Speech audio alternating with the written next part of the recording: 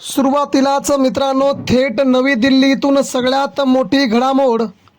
दिल्लीच्या सत्तेला हादरे देण्यास उद्धव ठाकरेंकडून सुरुवात केली असतानाच मित्रांनो इंडिया आघाडी आणि NDA यांच्यामधून सगळ्यात मोठी अपडेट सध्या दिल्लीतून येते.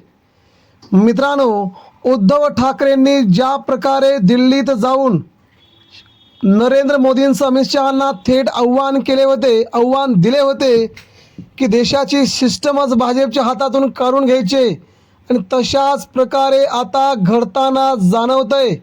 दिल्लीच्या सत्तेला, भाजपच्या सत्तेला सुरुंग लावण्यास उद्धव ठाकरेंकडून मित्रांनो सुरुवात झालेली आहे.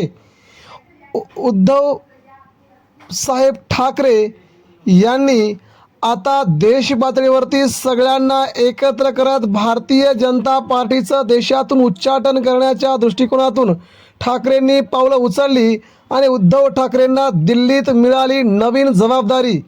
या जबाबदारीने भाजपचे धाबे तर दणाणलेच.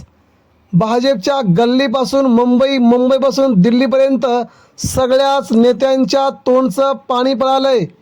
मित्रांनो, भाजपा थेट 100 जागांवरती तर इंडिया आघाडी पोचते 400च्या पार.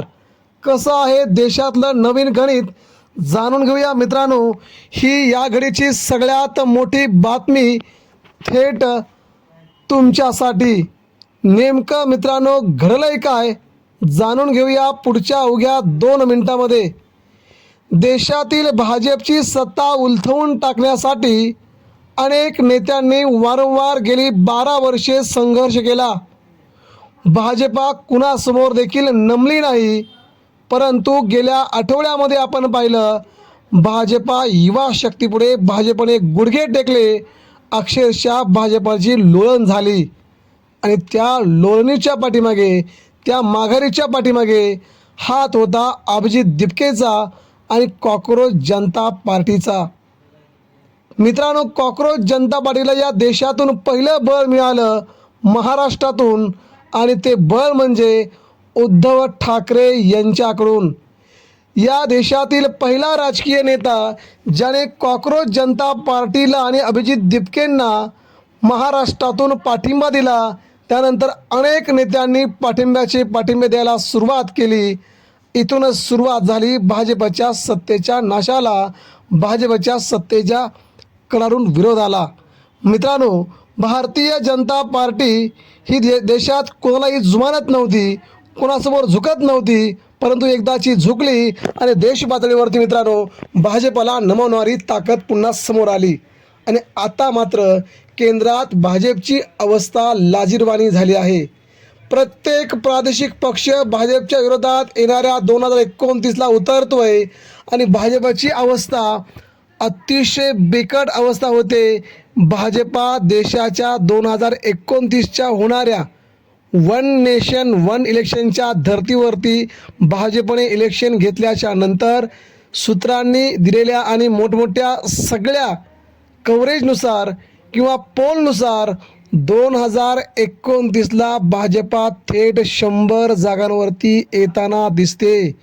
जी भाजपा एकेकाळी 400चा टप्पा पार करणार होती, 2029ला युवा शक्तीच्या लढ्यापुढे आणि ठाकरेंच्या या एकत्रीकरणामुळे भाजपा थेट लोकसभेमध्ये 100च्या खाली येणार असल्याचा दावा सध्या केला जात आहे. त्यामुळे 2029ला केंद्रातलं सरकार बदलतं आहे.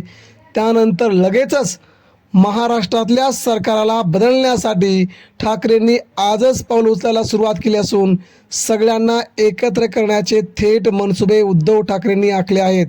त्यामुळे भारतीय जनता पार्टी आणि NDA जास्तीत जास्त 95 ते 100 जागांपर्यंत मजल मारेल आणि इंडिया आघाडी साधारणतः 400च्या पार जाणार असल्याने आता केंद्रामध्ये सत्तेचे बदलाचे वारे निघू लागले आहेत.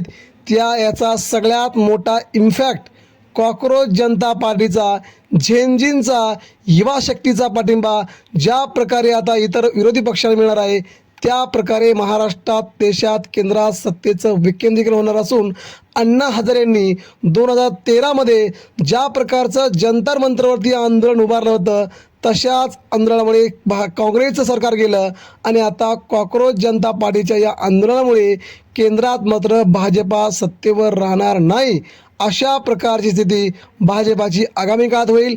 त्यामुळे भाजपा थेट 100वरती, इंडिया आघाडी 400वरती अशा प्रकारची स्थिती केंद्रात आगामी काळात होईल.